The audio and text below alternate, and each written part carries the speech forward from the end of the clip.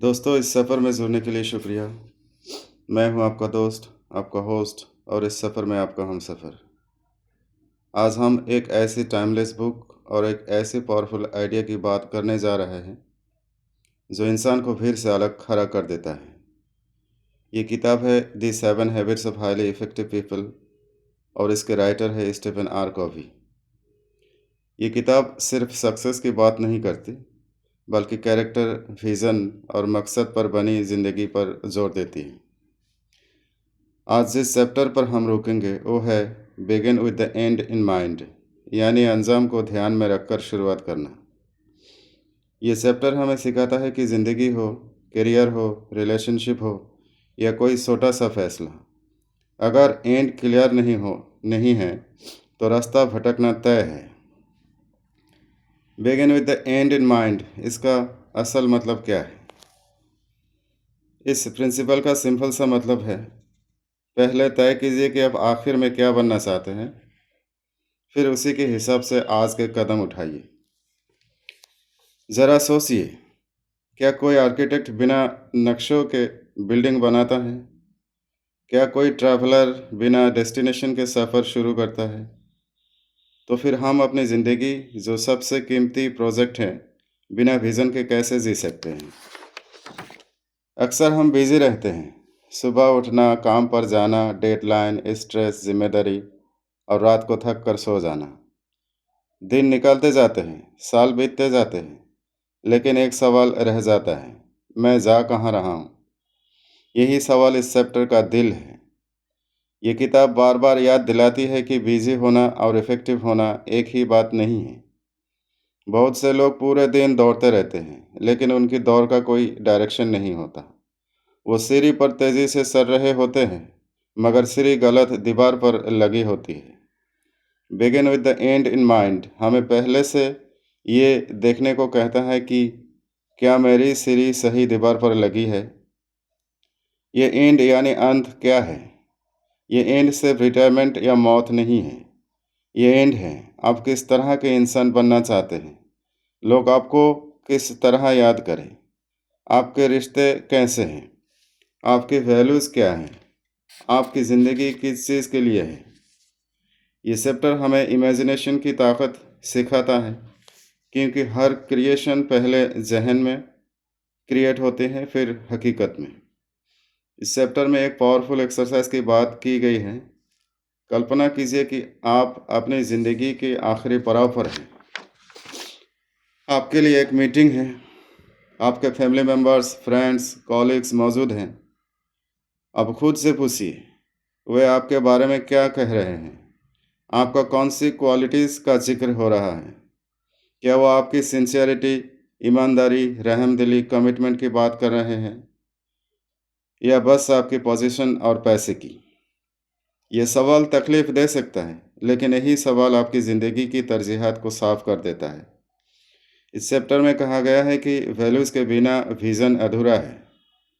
अगर विज़न सिर्फ सक्सेस और पैसे तक सीमित है, तो वो विज़न खोखला है।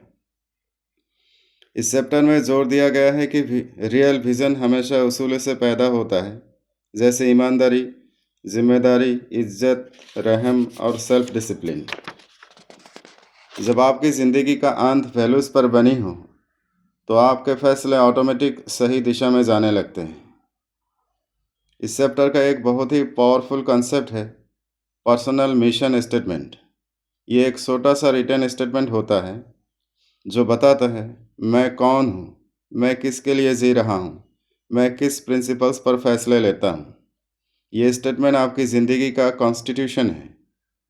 जब कन्फ्यूज़न हो, जब फितना हो, जब प्रेशर हो, आप इसी स्टेटमेंट की तरफ लौटते हैं। एग्जाम्पल से समझिए, मान लीजिए किसी का मिशन ये है, मैं एक ऐसा इंसान बनना चाहता हूँ कि मैं एक ऐसा इंसान बनना चाहता हूँ जो अपने फैमिली के लिए भरोसेमंद हो, अपने काम में ईमानदार हो और सोसाइटी के लिए यूज़फुल हो। अब सोचिए, अगर ऐसा इंसान कोई शॉर्टकट लेने की सोचे, तो उसका मिशन उसे रोक देगा। अगर वो फैमिली को नज़रअंदाज करने लगे, तो मिशन उसे याद दिलाएगा। यही वो मिशन स्टेटमेंट है जो उसे रास्ता दिखाता है। इस चैप्टर में बताया गया है कि छोटे फैसले बड़ा असर पैदा करते हैं। हम अक्सर सोचते हैं कि ज़िंदगी बड़े-बड़े फैसलों से बदलती है, लेकिन सच्चाई ये है कि ज़िंदगी रोज़मर्रा के छोटे-छोटे फैसलों से बनती है। आप किससे बात करते हैं, किसे टाइम देते हैं और किसे नज़रअंदाज करते हैं, किस टेम्पटेशन को ना कहते हैं, सब कुछ आपके एंड से जुड़ा होना चाहिए। जब एंड क्लियर होता है, तो ना कहना आसान हो जाता है। इस चैप्टर में रिलेशनशिप की बात भी बहुत गहराई से आती है। अगर आप चाहते हैं कि आपके रिश्ते भरोसे पर टिके हो, तो आज आपको ईमानदारी अमल में लाना चाहिए। अगर आप चाहते हैं कि आपके बच्चे आपकी इज्जत करें, तो आज आपको रोल मॉडल बनना होगा।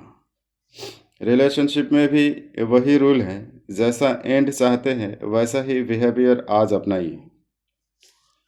इस चैप्टर में करियर और पर्पस के बात कहा गया है। बहुत से लोग जॉब करते हैं लेकिन पर्पस के बिना। Begin with the and in mind पूछता है, क्या आपका करियर आपकी ज़िंदगी के मकसद से जुड़ा है? सिर्फ पैसा कमाना एंड नहीं हो सकता। पैसा ज़रूरी है, लेकिन वो साधन है, मकसद नहीं। जब करियर पर्पस से जुड़ता है, तो काम बोझ नहीं रहता, वो इबादत जैसा बन जाता है। ये चैप्टर ये भी क्लियर करता है कि एंड इन माइंड का मतलब ज़्यादा सख्त होना नहीं है। ज़िंदगी ज़िंदगी में रास्ते बदल सकते हैं, प्लान्स बदल सकते हैं, पर डायरेक्शन नहीं बदलनी चाहिए। जैसे कंपास हमेशा नॉर्थ दिखाता है, वैसे ही आपका एंड आपको सही डायरेक्शन दिखाता है, चाहे रास्ता कितनी भी टेढ़ा मेढ़ा क्यों ना हो। आज इस वीडियो के बाद खुद से यह सवाल ज़रूर पूछिए, क्या मेरी ज़िंदगी का कोई क्लियर एंड है? क्या मेरे डेली एक्शन मेरे वैल्यूज से मेल खाते हैं?